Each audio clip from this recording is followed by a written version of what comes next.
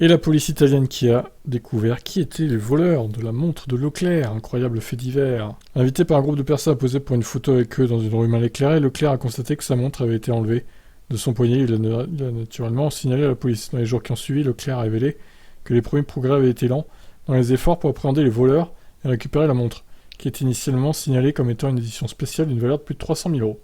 Mais aujourd'hui, le journal Mattino, publié à Naples, rapporte non seulement que la montre valait en réalité 2 millions d'euros, soit près de 7 fois plus que ce qui avait été annoncé à l'origine, mais aussi que les voleurs l'avaient revendue pour seulement 10% de sa valeur. 2 millions d'euros, une putain de montre? Vraiment là? Mais on est où? On est où, je vous demande? Où est-ce qu'on est là? À quel niveau d'indécence on est arrivé en fait? Il s'agissait en effet d'une édition spéciale qui contenait également une dédicace personnelle à Leclerc, qui n'a donc pas suscité autant d'intérêt qu'il l'espérait. L'article qui indique que les auteurs ont été identifiés et étaient déjà connus de la police suggère que le vol aurait été parfait, mais du point de vue des voleurs, il a été gâché en raison de circonstances imprévues, car la signature sérigraphiée du pilote Ferrari se trouvait sur le boîtier de la montre. Et après, bon, on le sait déjà, Leclerc, il n'était pas une expérience géniale, etc., etc. Bon, eh ben écoutez, ils ont été appréhendés apparemment. Est-ce que la montre a été retrouvée, du coup, c'est pas précisé, mais je dirais que oui, et qu'il va pouvoir la récupérer, du coup. Donc, au final, bah les gars, c'est pas bien de voler des montres à 2 millions d'euros. Hein. En prison, au goulag. À 2 millions d'euros, vous vous rendez compte? Pour un si petit objet. Aïe aïe aïe, dans quel monde vit-on?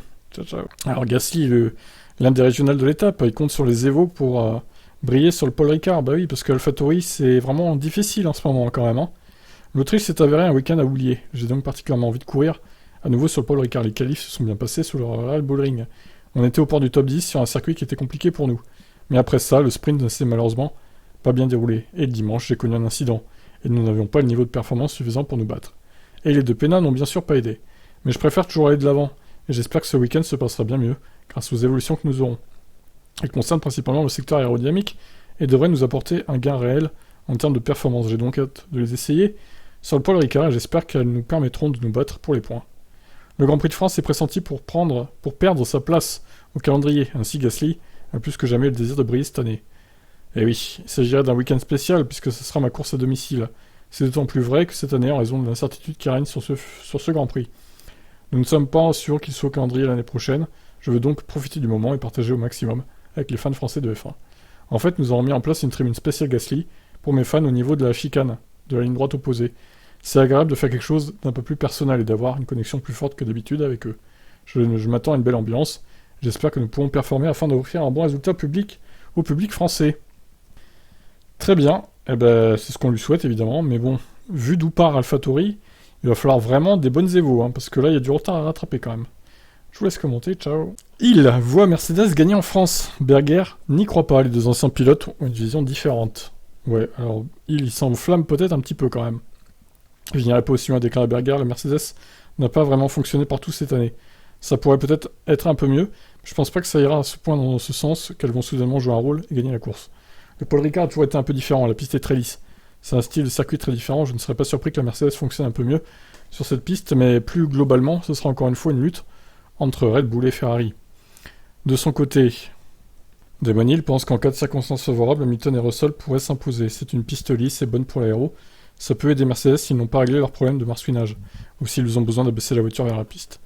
Je vais parier sur Hamilton, je pense qu'il va y avoir un incident. Le premier virage est un peu délicat, petite chicane. Disons que Charles perd son aileron avant ou que Max a une crevaison. Oh, d'accord, ok. Le mec imagine les scénarios catastrophes directement, là. En termes de rythme pur, la Mercedes peut créer la surprise, parce qu'en course, Lewis a parfois été très rapide. Ça pourrait même être Lewis premier, George deuxième et Sainz troisième. Qu'en pensez-vous? Ouais, je crois que il part un peu trop loin, Damon. Hein.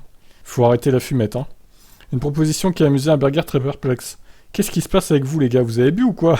Ouais, c'est ça. Berger pense que la saison 2022 de Hamilton est d'autant plus difficile après la désillusion de l'année dernière. Pour lui, le plus dur est d'avoir perdu le championnat de l'année dernière, parce qu'il aurait été dans les livres comme le pilote de F1 le plus titré de tous les temps. Ne pas gagner le championnat signifie que c'est Schumacher et Lewis Hamilton. Pour lui, dans la façon dont il cherche à battre tous les records, et qui a été très impressionnant jusqu'à présent, il doit encore gagner un championnat. Ça pourrait être vraiment difficile, parce que maintenant, avec les nouvelles réglementations, Mercedes doit d'abord rattraper les autres. Ils ne pensent pas avoir un avantage, comme ils l'ont eu très souvent ces dernières années. Le chemin pourrait être long. Mais en F1, dire je dois gagner le championnat, ça ne marche pas. Je pense que c'est une situation difficile, cependant, Même en ayant la voiture qu'il a maintenant, vous pouvez voir que lorsque la voiture commence à fonctionner un peu mieux, il peut aller sur le podium et il retrouve ses performances. Voilà, donc écoutez, on verra qui gagne, qui perd, qui est bon, qui est nul, voilà. Bon, je crois qu'il exagère hein, dans son scénario catastrophe, là. C'est un peu extrême, hein, je dirais. Allez, ciao ciao.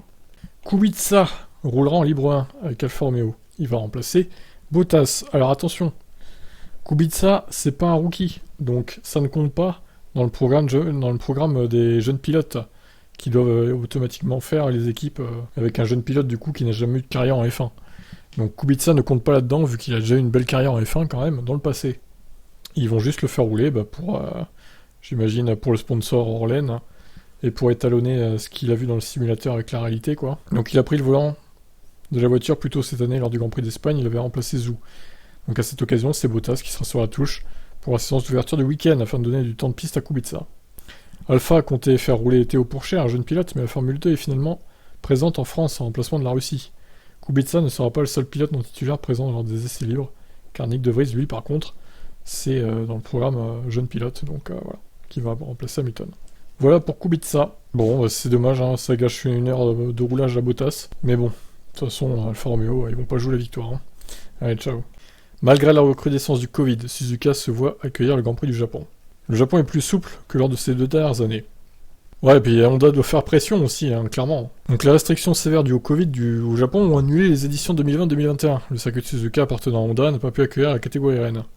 Alors c'est dommage pour l'année dernière surtout, hein. Vu qu'ils avaient une Red Bull Honda officielle, le sport devrait revenir sur le circuit en octobre, mais il est également vrai que les infections Covid continuent d'augmenter dans le pays et ailleurs. Le nombre de personnes gravement malades n'augmente pas autant que le nombre de personnes infectées. De plus, les infections augmentent dans le monde, mais la plupart des pays sont désormais ouverts au voyage et donnent la priorité à la reprise économique, a déclaré Tanaka. Il semble que le Japon aille également dans cette direction, donc je pense que nous pouvons tenir la course si la situation reste la même qu'elle est actuellement. Tanaka confirme que Suzuka poursuivrait donc ses ventes de billets. On n'a pas fixé de restrictions particulières jusqu'à présent. Cette année, la situation Covid s'est considérablement apaisée dans le monde, et la plupart des pays sont désormais dans la catégorie sans restriction majeure à l'entrée du Japon, quel que soit le vaccin. Nous ne prendrons donc aucune mesure de prévention épidémique qui dépasse cela. Ouais, bah écoutez, Grand Prix du Japon, pourquoi pas, hein, moi j'aime bien, sauf que c'est un peu tôt, c'est dommage, vu le décalage horaire. On va devoir se lever à 6h du mat. Bon, ou 7h, je sais plus exactement, la course doit être... je sais plus à quelle heure elle est. Bref, c'est très tôt le matin en tout cas. Mais bon, après, si on a une bonne course, pourquoi pas. Qu'est-ce que vous en pensez du circuit de Suzuka, vous? Ciao. Bon, Mercedes, ils ont pas l'air très sur d'eux pour le Grand Prix de France, ou alors ils font les modestes, je sais pas. Réduire l'écart, remonter sur le podium, mais on vise pas la victoire pour l'instant. Les 3e et 4e places en Autriche ont été un résultat satisfaisant pour toute l'équipe, surtout compte tenu de la position dans laquelle on était vendredi soir. L'équipe a fait des miracles pour avoir 2 voitures réparées pour la course sprint et la course normale. 27 points le dimanche ont été une bonne récompense pour cet effort, rappelle Wolf. Nous avons décroché 3 podiums lors des 7 dernières courses, nous en avons maintenant réalisé 4 lors des 4 dernières. Je suis satisfait de l'élan que nous construisons et ça reflète les efforts colossaux de l'équipe. Ouais, alors, le podium en Autriche, faut quand même relativiser. Il est grâce à l'abandon de Sainz et de Perez. S'ils avaient été encore en course, il n'y aurait pas eu de podium pour Mercedes en Autriche. Hein. Faut rester conscient de ça quand même. Bon, déjà, il y a une voiture fiable, c'est déjà ça, j'ai envie de dire, contrairement à Ferrari. Notre compréhension de W13 grandit à chaque tour et il est encourageant de voir que ça se reflète dans notre développement et nos résultats. Alors que nous étions plus rapides en Autriche, nous étions toujours pas assez rapides pour nous battre devant. On doit continuer à courir après ces derniers dixièmes et apporter de nouveaux éléments aux voitures, y compris ce week-end en France. Le Paul Ricard est une piste et un défi très différent. Il y a un tarmac lisse et un large éventail de types de virages, ainsi que de longues lignes droites. L'objectif sera de grappiller davantage d'écart avec les premiers, espérons-le, de remonter sur le podium. Voilà, donc la déclaration de Toto Wolff pour ce week-end. On vise pas la victoire chez Mercedes. Est-ce qu'on veut se montrer prudent ou réaliste? Ou est-ce qu'on bluffe? Je vous laisse commenter, ciao. La F1 va mettre en ligne un film sur le parcours des pilotes de F1, ce qui les a amenés à devenir des pilotes professionnels, etc. Ok. Le teaser montre Verstappen, Leclerc, Russell, Hamilton, Valtteri Bottas, Gasly. Écoutez, on va regarder le teaser au pire. Voici le teaser de notre film quand nous étions jeunes, mettant en vedette les pilotes de F1 de cette saison, se souvenant de ce qui les a amenés à devenir des pilotes professionnels. Tout est possible si vous poursuivez vos rêves. Nous avons hâte que vous le voyez. Écrit la FIA. En fin de compte, vous pouvez combiner le talent et travail acharné. C'est là que vous devenez quelque chose de spécial, dit Verstappen dans cette bande-annonce. Vettel insiste, lui, sur l'importance d'avoir une passion car c'est là que vient tout le reste. C'est de là que vient tout le reste, pardon. Russell, pour sa part, explique à quel point il est surréaliste pour moi d'être désormais l'équipier de mon idole d'enfance, Hamilton. La longueur du film est inconnue. Il sortira demain, le 21 juillet, et pourra être visionné sur les réseaux sociaux de la FIA à partir de 17h. Ah ouais, c'est bien. Ah bah je vais peut-être mettre ça sur Twitch, on va regarder ça ensemble au pire. Ça peut être pas mal demain. Faut voir si ça dure pas trop longtemps quoi. The first time when I tried to go En plus il est dispo gratuitement, c'est bien. I'm gonna be a Formula 1 driver. I had quite a big problem with Si ça dure 10 minutes, ça sert à rien par contre. There are gonna be a lot of people along the way telling you it's impossible to make it happen, but that's why you gotta stay strong. It feels very surreal knowing that this Faudrait kid que ce soit sous-titré en is now français par teammates contre. with this driver. The most Oui, cette important photo thing is incroyable. priority number one is dreams and chasing dreams. To make sure that it's them who like the sport and not the father. At the end of the day, if you can combine talent and hard work together, that's where you become something special. The key is to love what you're doing, to be passionate, because out of that, everything else will be born. It might work out, it might not work out, but I think the most important is that you will learn from it. Maybe one day your dream will also come true. It is extremely important to always believe in yourself And always believe it's possible. Ok. Alors c'est la première fois que je crois qu'un film est produit par la FIA. C'est assez spécial comme concept. La FIA qui se met à produire des films maintenant, ça on aura tout vu. Hein. Tiens, je vais mettre ça en miniature, c'est parfait. Bon allez, je vous laisse commenter et on verra si je diffuse le film sur Twitch. S'il dure 1 heure, ouais, je le diffuserai sûrement. Demain, vers 17h et quelques. Je vous laisse commenter. Ciao. Urgent, Lewis Hamilton. Out. Lewis Hamilton absent. Lewis Hamilton remplacé par De Vries aux EL1 du Grand Prix de France. Ouais, normal, hein. Chacun des deux pilotes, on le rappelle, doit céder son baquet. Alors, dommage de le faire au Grand Prix de France, parce qu'à mon avis, ils avaient une carte à jouer, Mercedes. Ça va lui faire perdre du temps de roulage à Lewis.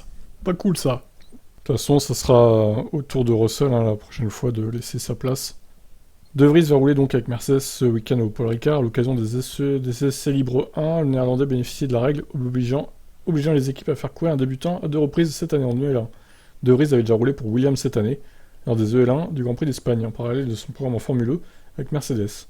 Le champion du monde en titre de la Formule électrique est aussi réserviste chez Mercedes. Putain, mais le mec, il va rouler pour combien d'équipes différentes, en fait?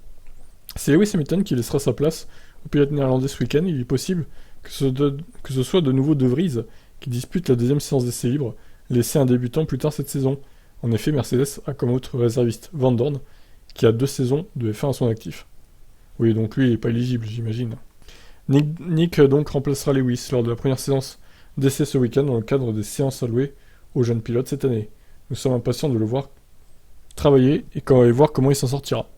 Déclare Toto Wolff. Voilà, donc si vous voyez pas Lewis Hamilton vendredi midi en EL1, enfin après-midi, eh bien soyez pas étonnés, c'est parce que c'est la règle. De Vries, le remplaçant de luxe, va passer de Williams à Mercedes. Ça va lui faire un choc, je pense. Voilà pour ça, je vous laisse commenter, ciao. Berger encense Leclerc, mais voit Verstappen remporter le championnat. Le Néerlandais possède un petit avantage sur le Monégasque. Leclerc m'a impressionné par son talent et par sa vitesse sur un tour en qualif.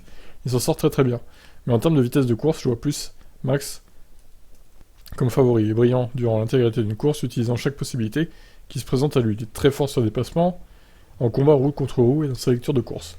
Combinez cela à l'excellente stratégie et les bons arrêts au stand de Red Bull et vous obtenez un ensemble battable. Je pense que Verstappen est meilleur que l'année dernière. Gagner un championnat vous enlève beaucoup de pression. Leclerc a commis 1 ou 2 erreurs cette année, ce qui ne devrait pas arriver quand on se bat pour le championnat.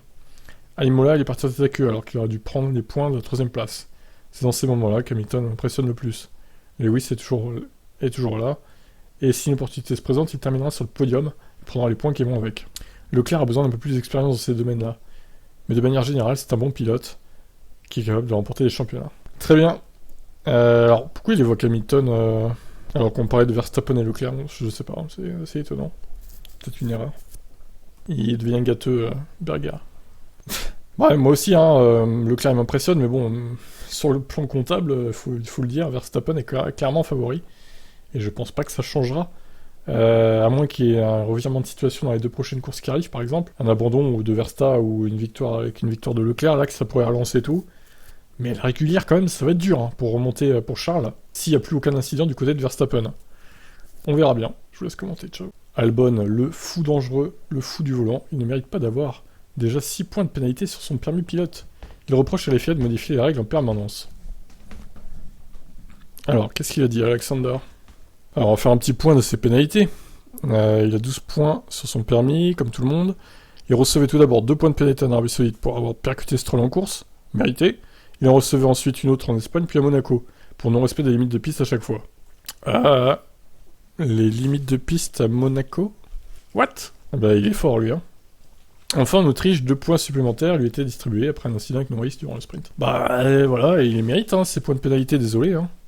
Le pilote Williams qui va donc devoir faire très attention sur les 11 prochaines courses s'il ne veut pas risquer l'exclusion. Et pas que pour les 11 prochaines courses, hein, parce que c'est sur un an, donc ça va aussi jouer sur les courses 2023, les premières, on va dire. Il estime qu'il ne mérite aucun de ces points. Ouais, il abuse un peu, hein. Il reproche à la FIA de ne pas être constante vis-à-vis des pénals. J'ai déjà accumulé de nombreux points de pénalité cette année. Je ne dirais qu'aucun d'entre eux n'était mérité, mais c'est comme ça. Je suis convaincu que nous aurons de nouveau des discussions lors du briefing des pilotes de la prochaine course et que les lignes de but seront une nouvelle fois déplacées. C'est délicat parce que j'ai la sensation que la FIA cherche à définir les standards de pilotage, mais il n'y a pas assez de cohérence. Oui, bah ça on est d'accord, hein. La cohérence, ça manque. Mais bon, voilà, quand il percute un mec, désolé, pénalité sur le permis, ça me paraît logique, hein. Bon, les limites de piste, j'avoue que ça, bon, ça pourrait être évité. Et les 2 points en Autriche, pour avoir percuté Norris, ça me paraît logique aussi. Donc arrête de te plaindre, Alex, et à toi de faire attention aussi, ma foi. Je vous laisse commenter, ciao. Alors, l'annonce du renouvellement de contrat de Magnussen pour Haas. Donc, pour plusieurs années, il précise pas combien. Bah écoutez, Kevin Magnussen a signé une bonne fois pour toutes son retour en F1. Et là, il est là pour plusieurs années, hein. Kevin a un contrat pluriannuel. Nous avons les options en notre faveur, mais nous ne voyons pas mieux que lui. Il est un bon guide pour Mick, il est solide. Nous progressons et avons montré ce que nous pouvons faire et logiquement, nous avons besoin des meilleurs pilotes possibles dans nos voitures afin de terminer dans les points pour arriver au sommet. Haas n'est pas encore prête à signer un nouveau contrat avec Mick. Le pilote junior Ferrari n'a pas voulu donner des détails sur les discussions également par respect pour Ferrari. Attendons donc les 2 prochaines semaines, puis une décision sera prise pendant les vacances. Ouais, histoire de lui mettre un petit peu de pression pour qu'il performe aussi, Mick, hein, encore une fois. La Formule 1 est en France ce week-end, mais Steiner ne s'attend pas non plus à ce que Paul Ricard soit au calendrier l'année prochaine. On aimerait garder toutes les courses, mais ça peut pas arriver. Nous devons nous assurer que les choses continuent sur le plan commercial et faire revenir le sport dans les pays où il n'a pas été depuis longtemps. L'Afrique du Sud, par exemple, est une bonne décision. Ok. Ouais, bah Grand Prix de France, franchement, si vous pouvez y aller, bon, c'est peut-être un peu trop tard maintenant, ça doit être sold out. Mais si vous pouvez y aller, allez-y maintenant, hein, ce sera la dernière année, avant un moment, je pense. Donc bon, alors je dis pas qu'il n'y aura plus jamais Grand Prix de France en F1, hein, ça serait un peu con de dire ça. Au pire, il y a Monaco qui est pas très loin, mais bon, si vous voulez aller une dernière fois Castellet, bah profitez parce que l'année prochaine il sera plus là. C'est quasiment fait, donc voilà. En tout cas, bonne nouvelle pour Magnussen, hein. Il est plutôt performant hein, pour son retour en F1, on pouvait s'attendre à pire. Je vous laisse commenter, ciao. Alors, les horaires et la météo du Grand Prix de France, voici ce que ça donne. Donc le vendredi, Canal+ Sport, 14h-15h les EL1, 17-18 les EL2. Le samedi, tout sera sur Canal+, 13h-14h les EL3 et les qualifs de 16 à 17. Puis la course en simultané, à la fois sur Canal+, encrypté, et sur C8 en clair. Donc je vais essayer de vous diffuser, comme j'ai dit, hein, sur mon Twitch, la course, version C8. Donc, je me ferai sûrement striker, mais bon, au pire c'est pas très grave. Et sur YouTube, comme d'hab, il y aura le son de ma voix, des commentateurs canal, et du live timing, donc, pour suivre la course. Alors la météo. La météo, donc, alors, ça va baisser un petit peu. Aujourd'hui et jeudi, ça va être encore donc assez élevé, les températures, surtout demain pour le coup. Mais à partir de vendredi, ça commence à baisser un petit peu, de 32. Puis ça se stabilise à 30 apparemment pour le week-end.